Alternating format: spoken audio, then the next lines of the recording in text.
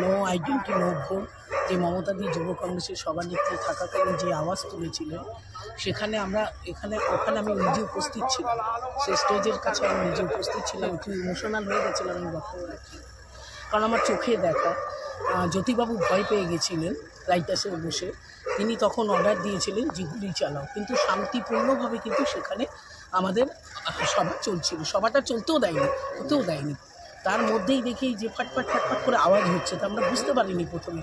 মিনতি অধিকারী দেখি চোখ ঠেলে বেরিয়ে এসছে, মমতাদি দেখি নেই, স্টেজে নেই, মানে এরা কোথায় গেল? মমতাদিকে মেরে আগেই পুলিশ তুলে নিয়ে গিয়ে হসপিটালে চলে গেছে। এই মুহূর্তে আমরা দেখতে পেলাম যে সমস্ত লাশগুলো একের পর এক পড়ে গেছিলো। আমরা কিন্তু চেষ্টা করেছিলাম, তখন আমি উত্তর চব্বিশ পরগনা মহিলা সভানেত্রী ছিলাম কংগ্রেসে, আমরা চেষ্টা করেছিলাম যে দাদাদের ভাইদের একটু রক্ত দিয়ে তাদের যদি প্রাণ বাঁচাতে পারি, কিন্তু সেই ইতিহাস আমরা ভুলতে পারিনি। 13 জনের প্রাণ চলে গেছিল। সেই তর্পণে মমতা বন্দ্যোপাধ্যায় যে কর্মী তার অলঙ্কার, কর্মী তার অহংকার, কর্মী তার হৃদয়, সেটা কিন্তু মমতাদি 21শে জুলাই কিন্তু দেখিয়ে দেন। কোনো কর্মীকে কিন্তু তিনি ভোলেননি। এটা কিন্তু আমরা কোনো দলকে আজ অবধি দেখিনি যে কর্মীদের এত স্মরণ করেন।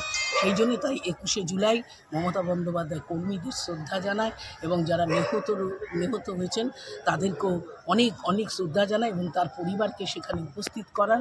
এবং কৃষ্ণাদি যেটা বললেন যে তোমার ছেলে চলে গেছে, কিন্তু তোমার সাথে লক্ষ লক্ষ ছেলেরা কিন্তু তোমার সাথে আছে, তোমাকে মা বলে ডাকবে। এটাই আমাদের বক্তব্য। আগামী 26শে, এটা আমি মহিলাদের মিটিং করলাম, এটা আমার 6ষ্ঠ মিটিং হলো। সারা উত্তর চব্বিশ সারা বারাসাত কেন্দ্রে যত কটা আমার বিধানসভা আছে সব কটা করা হলো। এইটা আমার করা হলো। বিধাননগরে মনে হয় আর সময় পাবো না, কারণ আজকে বিধাননগরে একটা মিছিল হয়েছিল, তাতে মহিলারা প্রচুর অংশগ্রহণ করেছিলেন।